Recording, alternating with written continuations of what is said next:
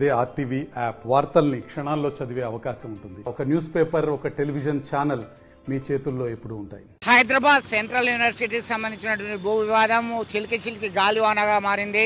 CPM జిల్లా నాయకులందరూ కరీంనగర్ తెలంగాణ చౌరస్తాలో వినూత్నమైనటువంటి నిరసన చేపట్టడం జరిగింది. దానికి సంబంధించి మనతో మాట్లాడడానికి సిపిఐ జిల్లా నేత ఉన్నారు, వాసుదేవరెడ్డి ఉన్నారు. వాసుదేవరెడ్డి గారు చెప్పండి, ఏంటి అసలు ఎందుకు మీరు నిరసనలు వ్యక్తం చేస్తున్నారు? అది ప్రభుత్వ భూమి మాత్రమే, యూనివర్సిటీకి సంబంధం లేదని బట్టి విక్రమార్క ఇతర మంత్రులు చెప్తున్నటువంటి పరిస్థితి. వాస్తవానికి దేశానికి ఒక గొప్ప మేధావులను అందించేటువంటి హైదరాబాద్ సెంట్రల్ యూనివర్సిటీ పరిధిలో ఉన్నటువంటి 400 ఎకరాల భూమి అప్పనంగా వేలంపాట ద్వారా కార్పొరేట్లకు కట్టబెట్టేటువంటి చర్యలకు ఈ రాష్ట్ర ప్రభుత్వం పూనుకుంది. అక్కడ ఉన్నటువంటి హెచ్సియు విద్యార్థులందరూ కూడా నిరసన కార్యక్రమాలు నిర్వహిస్తే వాళ్ళందరినీ దౌర్జన్యపూర్వకంగా అక్రమంగా అరెస్టులు చేసి జైల్లో వేసినటువంటి పరిస్థితి ఉంది. మరి 6 గ్యారంటీలతో పాటు 7వ గ్యారంటీగా ఆయన ఏమన్నాడు, రాష్ట్ర ముఖ్యమంత్రి ప్రజాస్వామ్య పాలన, అది ప్రజాస్వామ్యబద్ధంగా పాలన ఉంటుంది, నియంతృత్వం ఉండదు అని చెప్పేసి. కానీ గత ప్రభుత్వానికి ఈ ప్రభుత్వానికి ఏం తేడా లేదని అనిపిస్తున్నది. నియంతృత్వం అలాగే కొనసాగుతుంది. కార్యక్రమాలు నిర్వహిస్తే అరెస్టులు చేసేది గతంలో, కానీ ఇప్పుడు కార్యక్రమం నిర్వహించకముందే ఇళ్లలో పోయి అరెస్టులు చేసి జైల్లో పెడుతున్నటువంటి పరిస్థితి, అరెస్టులు పోలీస్ స్టేషన్లో పెడుతున్న పరిస్థితి కనిపిస్తుంది. వాస్తవానికి బట్టి విక్రమార్క గారు ఇప్పుడు చెప్తున్నారు అదే విషయాన్ని. రాష్ట్ర ప్రభుత్వం భూమి అయితే అర్ధరాత్రి బుల్డోర్లు పెట్టడం ఎందుకు?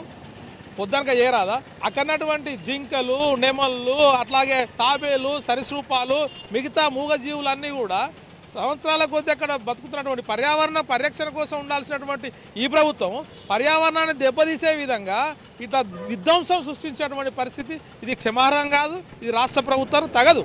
అంటే మీరు ఏ విధమైనటువంటి యాక్షన్తో ముందుకు వచ్చేటువంటి అవకాశాలు కనబడుతున్నాయి? ఎందుకంటే ప్రభుత్వం దగ్గర ఖజానాలో డబ్బులు లేవు, చేసేటువంటి పరిస్థితి లేదు. డైరెక్ట్లీ ఆర్ ఇండైరెక్ట్లీ అప్పుల భారం ఎక్కువైపోయింది. సాక్షాత్తు ముఖ్యమంత్రి చెప్తున్నటువంటి పరిస్థితి. రాష్ట్ర ప్రభుత్వం గత ప్రభుత్వం అప్పు చేసింది, వీళ్ళు అప్పు చేస్తున్నారు. రాష్ట్ర ప్రభుత్వాన్ని నడిపించాలంటే డబ్బులు కావాలని చెప్పి అంటున్నారు. డబ్బులు కావాలి అంటే విశ్వవిద్యాలయాల భూములే కావాలా అని చెప్పి సూటిగా అడుగుతున్నాం మేము. విశ్వవిద్యాలయాల భూములు కాకుండా పెద్దలు ఈ రాష్ట్రంలో ఉన్నటువంటి అన్యాక్రాంతమైనటువంటి భూమి 1000 ఎకరాల్లో ఉన్నది. నిరూపిస్తాం, చూపిస్తాం, సర్వేనామాలు తీయండి. మీ దగ్గరనే సర్వేలు ఉంటారు. మొత్తం కూడా రాష్ట్ర వ్యాప్తంగా 1000 ఎకరాలు అన్యాక్రాంతమైంది, పెద్దల చేతిలో ఉంది. అది తీసి మీరు అమ్ముకోండి. అంతేగాని అసలు విద్యను అభ్యసించేటువంటి యూనివర్సిటీల భూములు లాక్కొని మేము వేలం వేసి ప్రభుత్వం ఖజానాకు నింపుతామంటే ఎంతవరకు కరెక్ట్?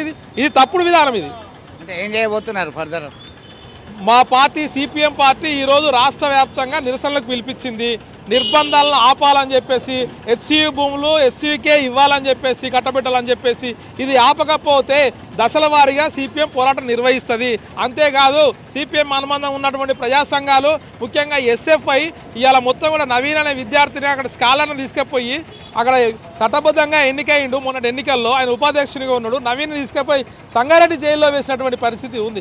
అంటే ప్రశ్నిస్తే, నిరసిస్తే జైల్లో వేసేటువంటి పరిస్థితి ఉన్నది. కాబట్టి ఈ తప్పుడు విధానం ఇలా ఉండకూడదు. రాష్ట్ర ప్రభుత్వం ఇప్పటికైనా కళ్ళు తెరవాలి. ప్రజాస్వామ్యబద్ధంగా ప్రజా ఉద్యమాలు కొనసాగుతాయి. ఆ రకంగా ఈ రాష్ట్ర ప్రభుత్వం కూడా తమ నిర్ణయాన్ని వెనక్కి తీసుకోవాలని చెప్పి సిపిఎంగా డిమాండ్ చేస్తున్నారు. హైదరాబాద్ సెంట్రల్ యూనివర్సిటీ భూ వివాదం తీవ్ర రూపం దాల్చేటువంటి ప్రమాదం కనబడుతుంది. ఎందుకంటే ఇప్పటికైనా ప్రభుత్వం తన నిర్ణయాన్ని ఉపసంహరించుకోవాలని డిమాండ్ చేస్తూ నిరసనలకి దిగినటువంటి పరిస్థితి. అన్ని విద్యార్థి సంఘాలు, ప్రతిపక్ష నాయకులు, రాజకీయ పార్టీలు అన్నీ కూడా దీనిలో సంఘీభావం తెలుపుకున్నటువంటి పరిస్థితి గమనించవచ్చు. వీడియో జర్నలిస్ట్ సుమంత్తో కలిసి చంద్రశేఖర్, ఆర్టీవీ, కరీంనగర్ నుండి. మరిన్ని వీడియోస్ కోసం ఛానల్ ని సబ్స్క్రైబ్ చేయండి. లేటెస్ట్ అప్డేట్స్ కోసం వాట్సాప్ ఛానల్ ని ఫాలో చేయండి. అండ్ లింక్ డిస్క్రిప్షన్ లో ఉంది.